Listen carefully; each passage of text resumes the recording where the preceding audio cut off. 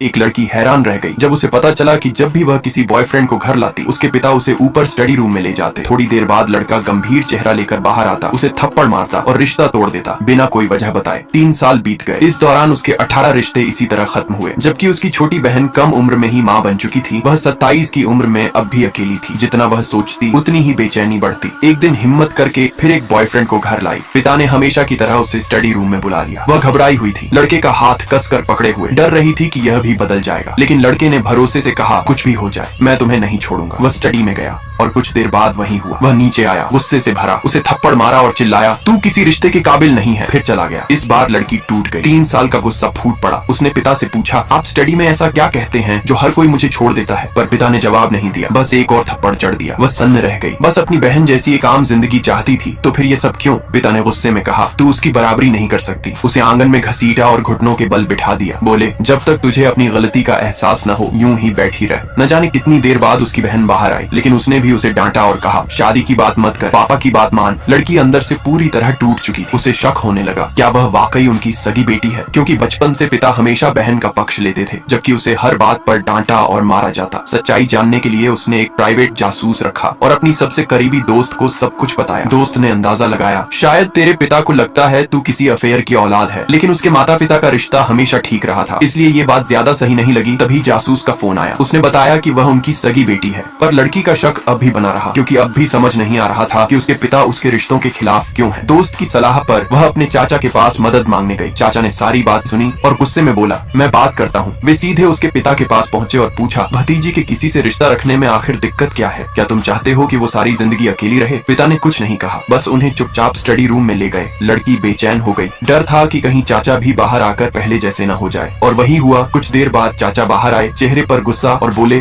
तू शादी के लायक नहीं है। फिर थप्पड़ मारा और बोला, अब मैं तुझे सबक सिखाऊंगा। उसकी चाची दौड़ती हुई आई, शायद वो उसका पक्ष लेंगी, यही उम्मीद थी। लेकिन पिता ने उन्हें भी स्टडी में खींच लिया। थोड़ी देर में चाची बाहर आई, चेहरा गुस्से से भरा था। वो चिल्लाई, अगर तूने शादी की तो मैं तुझे जहर दे दूंगी। लड़की डर से कांपने लगी। वो अपने कमरे में भागी, लेकिन वहां जाकर देखा फोन से सारे बॉयफ्रेंड्स के नंबर और तस्वीरें डिलीट हो चुके थे। वह गुस्से में बाहर आई और पिता से पूछा, ये सब क्यों किया? तब पता चला ये सब उसके पिता और बहन ने मिलकर किया था, ताकि वह कभी किसी से प्यार न कर सके। लड़की ने बहन से पूछा, तू मेरी जिंदगी में दखल क्यों दे रही है? पिता और भड़क उठे, चिल्लाए, चुप हो जा। फिर धमकी दी, अगर तूने नहीं माना तो तुझे मार डालूंगा। अब सब्र का बांध टूट चुका था। 3 साल की चुप्पी अब फट पड़ी। अब चाहे कुछ भी हो, उसे खुद देखना था कि स्टडी रूम में ऐसा क्या है जो भी अंदर जाता है उसका व्यवहार बदल क्यों जाता है। अचानक वह ऊपर की ओर दौड़ी, ठान चुकी कि अब वो सच्चाई जानकर ही मानेगी।